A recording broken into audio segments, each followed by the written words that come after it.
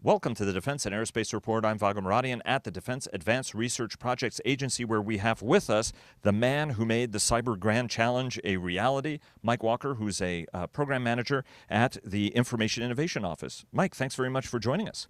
Good to be here.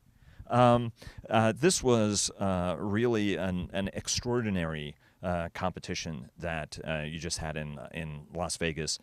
You worked on it for 3 years, conceptualizing it and then doing everything from plumbing to electrical work in order to make sure that it becomes a reality. Walk us through how you came up with the idea of the Cyber Grand Challenge. Why run it as a grand challenge, for example, as opposed to just a program that DARPA would run? And what were your goals?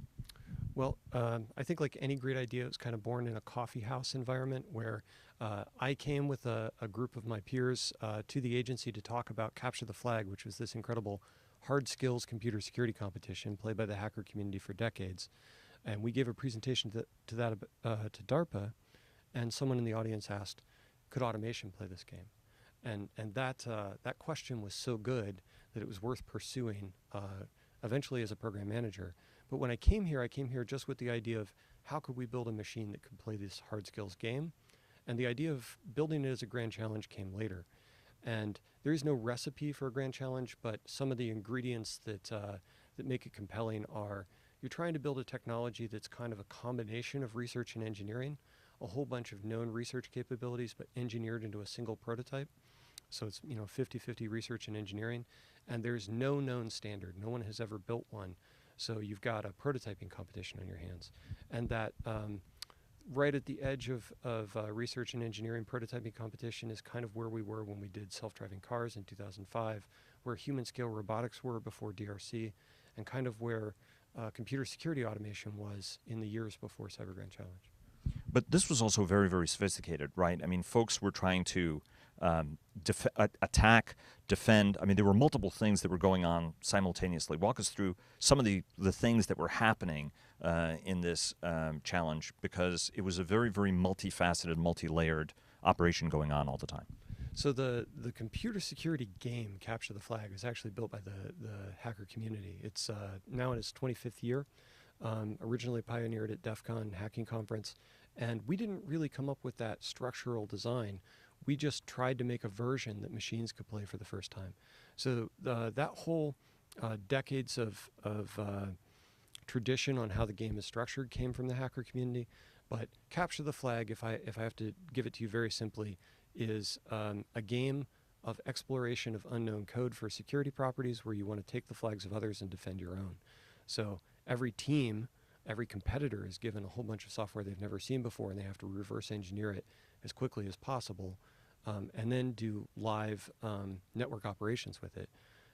The difference here was that we were going to make competitors that were entirely machines. And to do that, once we had that basic idea of machines playing Capture the Flag against each other, a whole bunch of the decisions afterwards followed from that, that we had to do complete autonomy, computing inside an air gap, and a very large compute footprint, because we didn't know what these systems were going to look like or what technologies they were going to be running. Because we were talking earlier, and you said that these were all prototypes, right? Because you couldn't even gauge the competitors because there was such a different guys, from students that didn't have any financial backing to academic organizations and in industries that had teamed together. You worked on this for 3 years. Why did it take so long, and what were some of the engineering hurdles from getting water for cooling to visualization so that folks who are watching it can actually see what's going on and follow? So the water and cooling actually came later. At the beginning, we had to set out a series of gates and neck downs and basically the entire route that the competitors were running, but we had to do it knowing that technologies that were going to be invented in the future were going to compete in this event. We now know because the people who won, the For All Secure team who built Mayhem, talked a little bit about how important Vera Testing was to their success. Vera Testing is a technology that was published in 2014 and played in a game that was designed in 2013. So we had to build the course for technologies that were yet to be invented, and we now know that to be true. So a whole bunch of fundamental design decisions, like how complex the game was going to be, on what architecture would it be played, what operating system? Was there going to be a file system? How were flags going to be captured? We had to strike just the right balance of, if it's not complex enough, it's not believable, and if it's too complex, then it's too soon. And in terms of those fundamental design decisions, I think we ended up doing very well. So it was a game that was based on machine code, what the industry calls native code. So computers that had to understand the security properties of native binary programs, machine instructions only. And that by itself, just machines that could take software they'd never seen, only the machine code, find new bugs in that software, sometimes never seen before by people, patch them in real time, and deploy the patch themselves. That was the dream, and that actually happened at the Cyber Grand Challenge final event. There is actually one documented case so far where a machine found a bug that no human had ever seen, used it to steal a flag from another team, and the other bot, sans humans, patched the bug. So that was always what we wanted. We saw it happen, and we're still digging into the results. And why is that so important? Is it because the hacking challenge, the infiltration challenges, the security challenges have gotten such that at this point we have to automate and get people out of the loop in order to increase security? It's important because it happened in minutes. That whole thing took about 25 minutes. So if you want to talk about unknown flaws in code in the computer security industry now, the best data we have says that they last about a year. And that's on average, which means that there are going to be cases where the timeline is measured in years. So for those folks not in the industry, you can think about an unknown flaw in software as a universal lockpick. If you know of like a document reader where you have an unknown flaw in it, you can pick the lock of that document reader until defenders become aware. And right now, that time where that universal lockpick works for attackers lasts a year on average, sometimes more. And so those structural advantages that attackers have now, you'll hear people in the industry say, attack is so much easier, offense is so much easier. But those structural advantages come from the reasoning timeline where people think about software. An attacker can think for a year about how to break software and then get this universal lockpick and use it for a few more years. In our fully automated game, the automated defenders became aware on a timeline of minutes. Kind of the theme of the game was that bugs did not last long. So the idea is that while attackers can study software, human attackers can study software, find bugs, and then use them all over the internet, almost unchallenged. Whereas defenders have to watch all bits all the time, which is impossible. If you think about automation becoming the thing that's doing that reasoning, automation can watch all the bits all the time. So now you actually have a very balanced contest where the best technology can win, or the best finance technology can win. And we've never seen that before. That's not what the balance of power between offense and defense looks like right now. Well, I want to get to the balance of offense and defense, but I also want to ask you first, what differentiated first, second, third, and other places in this competition? I know you're still grinding through the data to understand it better, but what was the differentiators between the winners and the losers, and what were some of the broader lessons that you learned as a course over the course of the game? Broader lessons, how differentiation happened, we don't know yet. I can tell you how scoring works. Scoring works by adding up 3 categories. Basically, your ability to keep flags, that's security, right? Protect your data. Your ability to take flags from other teams, that's evaluation. And then the third thing that users care about, which is don't break the software. It's really easy to patch code. All you have to do is take all that useful functionality out and replace it with nothing, and now it's defended. But it doesn't do anything. Right. So we actually had kind of thousands of simulated users. We called them service poles, constantly testing the software that was being patched by machines to make sure it still worked. So multiply all those things together, taking flags, keeping flags, and how well your software worked. Multiply the 3, and that was your score. So we know that the winner, when you multiply those 3 things together, won by doing it better than any other bot. But we don't. And that was Mayhem. That was Mayhem, built by For All Secure, which is this Carnegie Mellon / Scilab spin-out. But we don't have any deep lessons yet on, was it their game theory? Was it better patching engine? Was it a better bug evaluation engine? We just don't know yet. And really the people who are going to be able to find those lessons are the competitors, because they have access to the results, which are open source. You can download them at home. That's what we have. they also have access to their technology and the logs from their bot.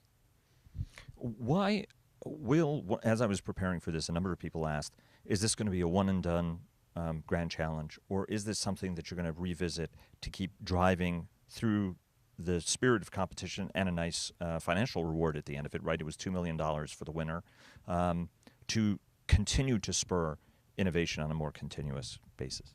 Well, I'm going to answer that by going back in time a little bit to the self-driving car challenges. People who followed those knew that DARPA ran one in 2005 that proved that an autonomous vehicle could ride a 100-mile course through the desert, a little over 100 miles. And it was very cool. I was one of the people who covered it at the time that it was going on, so it was quite a lot of fun. And autonomy was easier to see then. When you see a 10-ton truck coming over a hill with no one behind the steering wheel, you can say that's autonomy. It's harder in the cyber domain. But that community that came out of that challenge came back to DARPA and said, there's another domain to be conquered here. We need to go to the city, and we need to be able to do traffic, pass cars, deal with things like four-way stops, traffic rules, signals, lights. It's this second domain, and we need to run another challenge to get closer to the streets of America. And that happened, actually. That community pushback on the agency was one of the ingredients that caused DARPA to run a second challenge in 2007 called Urban Challenge that was all those things. Armored Tauruses out there with self-driving vehicles as they tried to navigate traffic for the first time. We don't know yet whether our initial proof of autonomy in the cyber domain is enough for there to start being products on a 2 to 3 year timeline, or whether there needs to be a second challenge. But we think that the answer is going to come from the competition community that grew up playing CGC for 2 years. The idea of autonomous attack has been around for a long time. Autonomous defense is something newer. But the challenge, as you mentioned earlier, the defenders have to be defending all the time in a much more coordinated fashion, especially how interlinked life and business and military and everything is nowadays. What has to happen to change that balance of power where the automated attacker can attack, whereas the automated defenders, first, they're not automated right now, and they're not stitched together the way they need to be able to really put up a much better defense? Well, I think everybody learned about automated attack with the first worms of the 2000s. I was actually doing network defense operations in the early 2000s and was defending a network when the DCE RPC worm that hit Windows came in and just flatlined the network I was defending. And the power of attack automation to live inside the reaction cycle of defenders is something I lived through. And if you talk to anybody who's done network defense, who's been through a worm, the fact that attack automation that's programmed to take over machines can happen inside the decision loop of network defenders, like while you're drinking coffee, 10 minutes to cross the internet, is a well-known thing, and there just hasn't been an answer to it.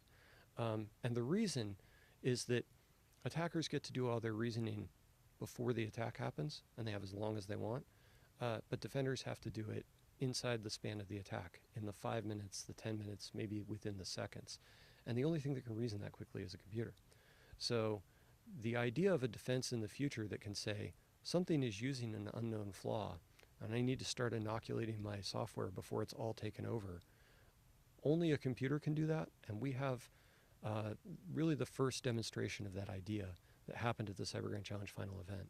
And you can download it. You can play back the software that these bots wrote themselves, the secure replacement software, and see how fast they reacted. It's both very real and a very public result. Speaking about public results, there are those who say that all of the information you're posting it online, you're being very open about some of the lessons learned and some of the code, as you mentioned. Is there a security problem with that in posting so much of this information online? No. Our challenge runs on a synthetic operating system. All of those challenge binaries aren't compatible with any computer system in the world on purpose. We actually wrote a synthetic operating system just for competition. So we're not worried about people running those things at home because they have to run it inside a virtual machine we distribute. And is there, one of the things you're trying to show is that some of these defensive systems actually work to spur even better, more powerful defenses for the future? Well, certainly that's the idea. We're not trying to make Cyber Grand Challenge be the end of automated defense. It's actually an attempt to prove proof of concept and to start a revolution in network defense. So there are a whole bunch of things that automated reasoning could do. It's very difficult to predict what direction that revolution is going to take. The idea is to get program analysis, which is the field of software that studies the security properties of other software, right? What we call a cyber reasoning system, out into the mainstream of computer security, and bring automation to bear on the reasoning tasks. So you could think about this in a number of different ways.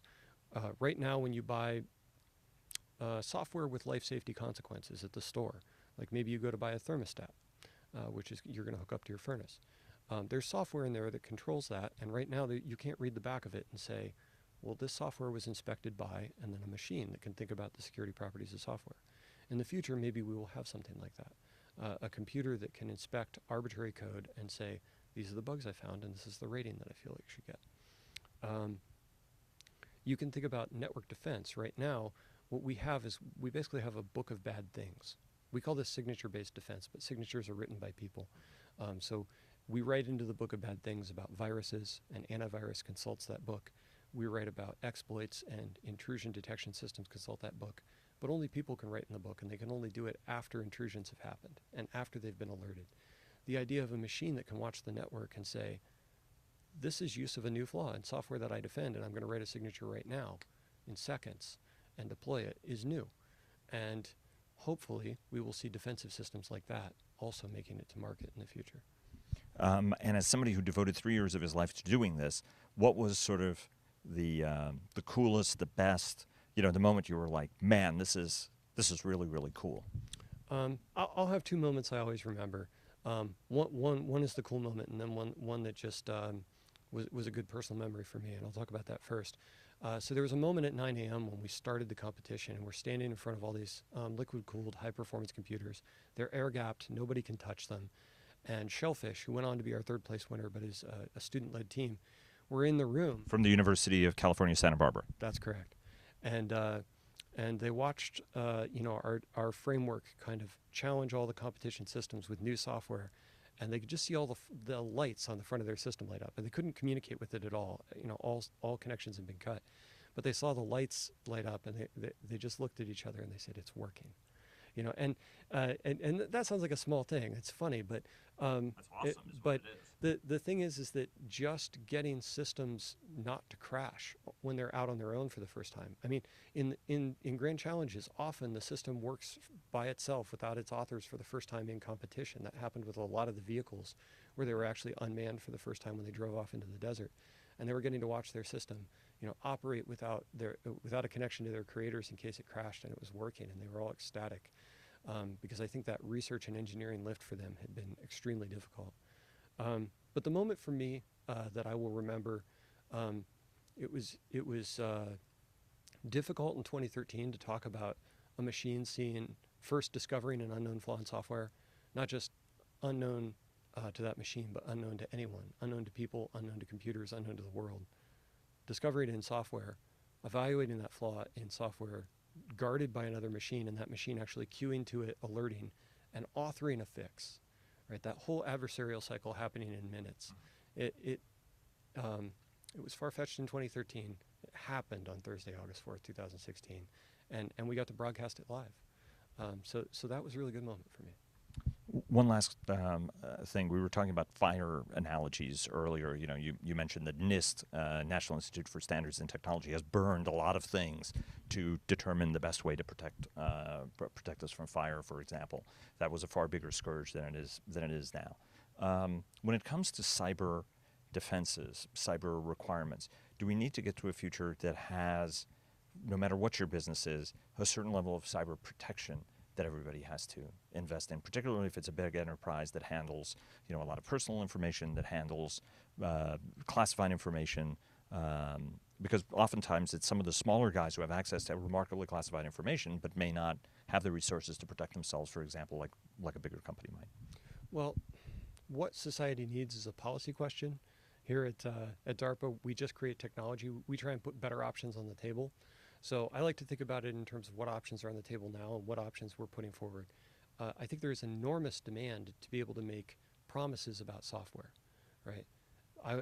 When I'm buying software, I want there to be promises about it being safe. I don't want to buy a baby monitor and then have it pipe video to the world. I want it only to my phone. That's a type of promise I'd want to make about software. And the question is, who writes those promises? And right now, not only are there no standards about who writes those promises, but the only people who can do an inspection to not just trust those promises, but verify that they are true, are people. We call them red teams. But the idea of there being a machine that can write those kind of promises is very appealing, because machines can always exert the same level of adversarial pressure. There's no real way to say this red team is equivalent to this red team. It depends how much time they spent, and just as a former red teamer, no matter how good a job you do, the focus that people can have is often on, is there a single route through that I can find, rather than all the routes through. So it's a fundamentally different and stronger type of promise that a machine that inspects a system can make.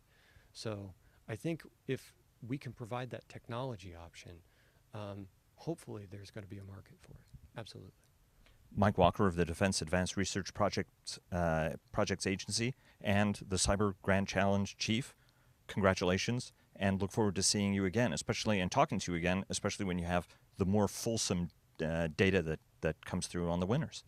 Yeah, I believe a lot of our competitors are going to be the folks first to the press with that information, because they have both the logs of not what their bot was thinking, but what their bot did, and the full event log, which everybody can download.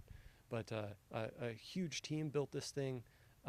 We had a team to build the supercompute logistics, a team to build the arena, a team to build the visualization, and I think for all of them, this was a tremendous result. Thanks very much, Mike. Sure thing.